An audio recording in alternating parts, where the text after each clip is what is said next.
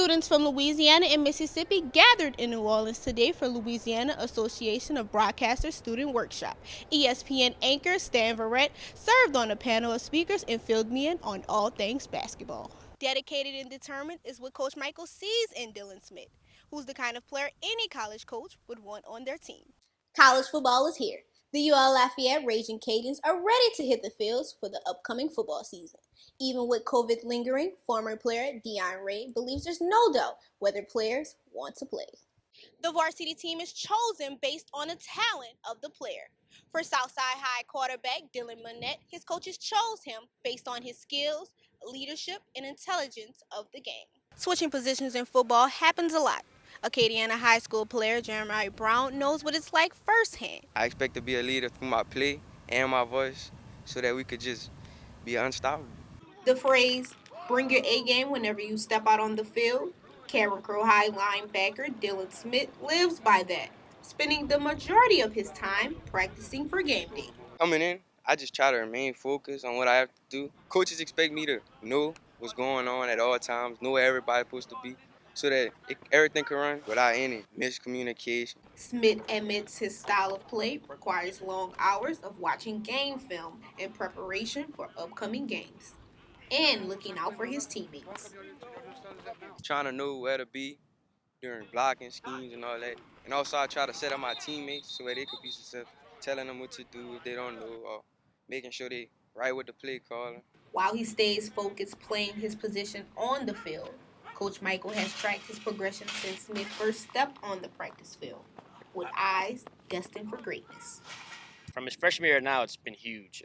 His sophomore year, he actually played defensive end for us. He's 10 times better than what it was. He does everything that we want him to do. He's in the right spot every time, and he's just a great player for us. Dedicated and determined is what Coach Michael sees in Dylan Smith, who's the kind of player any college coach would want on their team. You're getting a very, very bright young man. He might not be the biggest guy in the world, but he makes up for it with his knowledge of the game and being in the right spot, and he's definitely not scared of anybody. Carrick-Crow High has a potential all-star player in Dylan Smith, an athlete playing at the highest level of the game. For Raging TV, I'm Ashley Hamilton. I think this season is going to show that who really wants to play the sport. College football is here. The UL Lafayette Raging Cajuns are ready to hit the fields for the upcoming football season. Even with COVID lingering, former player Dion Ray believes there's no doubt whether players want to play. They're going to do everything in their power so the Raging Cajuns can have a season this year, chase another championship. COVID concerns will be the team's biggest challenge of the year. Safety protocols have resulted in a lot of changes around the facility. Dion is confident that the team's safety is the top priority. As long as all the safety protocols are followed, I don't have any fears. I don't think there's much risk. The players are being tested weekly, so they know if they have the virus or not, and players that may contract the virus have to quarantine. Athletes may now have to experience playing without any fans in attendance. The thought to Dion is unreal. It's hard to imagine sports without crowds, but this year is different. The juice and all the energy gonna have to come from the players. With coronavirus reports rising, players may have to start games with no fans. This may be the new normal. For Raging TV, I'm Ashley Hamilton. The varsity team is chosen based on the talent of the player. For Southside High quarterback Dylan Monette, his coaches chose him based on his skills, leadership, and intelligence of the game. Feels good. I've been playing varsity for about 4 years. And I mean, once I started, I thought I'd be a little nervous, but I mean, I got the butterflies out now. What most may not know about Monette is that as the quarterback of the team, he wants to achieve the goal of helping them win as many games as possible. They might think I'm a vocal leader, but I'm not. I'm really like a lead by example. When it's hard in the game, most definitely lead by example. Finishing the play 100%. The quarterback believes the key to the team's success is remembering where they started and how they want to make a huge impact on the field. When it's game time, we all get serious. Coach give us a motivational speech that we started at a church parking lot. So I mean, that give us like momentum. Coach Fontenot has seen Monette's leadership progress over the years by the way he continues to motivate his teammates. We have some young guys at receiver who are learning as we go, and he's very patient with them and tries to encourage them as much as they can, goes back to them often and to express how he does have confidence in them. Quarterbacks are looked at by the team as a player they can depend on. All that can be said is Dylan Monette is a natural-born leader. He has style and class like no other. He motivates us. He's our guy. And if how Dylan goes is kind of how we go. Students from Louisiana and Mississippi gathered in New Orleans today for Louisiana Association of Broadcasters Student Workshop.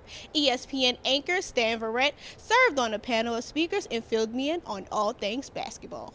This is a multi-billion-dollar business built on the backs of these student athletes. It's an ongoing controversial question. Should college athletes get paid? With the NBA reportedly considering whether to lower the NBA draft age from 19 to 18, the answer to the pay-to-play question is definitely going to gain attraction.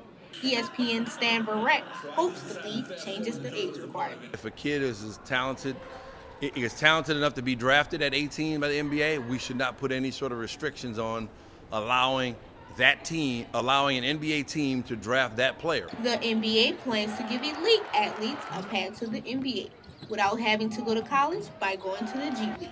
The minor league helps develop potential NBA players. NBA is making a real commitment to the G League to develop players and giving them the chance to earn what by NBA standards is a modest salary while developing their skills as professionals. If the NBA were to change the draft age, college basketball would suffer tremendously. Stan Verrett believes the NCAA would be at fault if athletes choose not to go to college and play. College basketball will only have itself to blame for that, for not being proactive in figuring out a system in which they can financially compensate the players. High school players being the center of the conversation. St. Thomas More high school athletes Christian Trahan and Grant Dupuis have different opinions. There's some players in high school that are good enough to make it to the NBA, but there's some that need to go to college and develop their game. Think about it, if you're one and done, if you're that talented, go straight to the NBA. You're not really going to college for an education. You're just going there because it's required.